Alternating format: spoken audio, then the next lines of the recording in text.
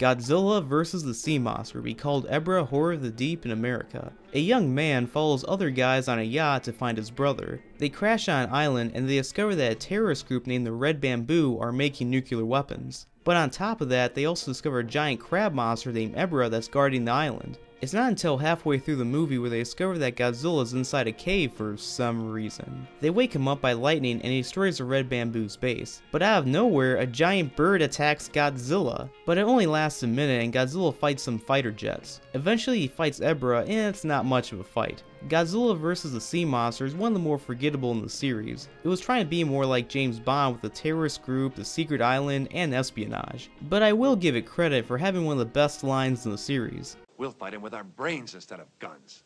You sound more like a stupid politician. I give Godzilla vs. the Sea Monster 2 stars out of 4. If it was not clear that Godzilla is more child-friendly, Son of Godzilla would clearly point that out. A group of scientists from the UN try to find a way to control climate to grow food. They soon find a giant egg and out hatches a baby Godzilla. The baby grows up to be a child Godzilla named Mila. Godzilla tries to defend his child and teaching his son how to breathe fire. I feel that I would be mean if I gave this movie too much of a hard time because it's a kids movie. The biggest problem I have with this movie is that they have more forgettable monsters in this one. More of a kids movie and too cheesy for a giant monster movie.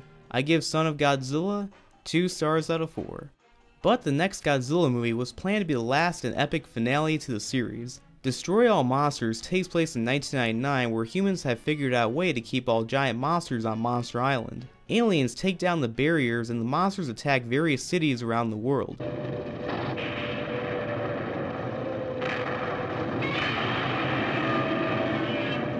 Not only does Destroy All Monsters have plenty of cool giant monster action, but also surprisingly a lot of interesting human scenes. It's really adrenaline rush, there's lots of monsters in it, and it's fast paced. King Ghidorah fights all the monsters in the end, and they all defeat him.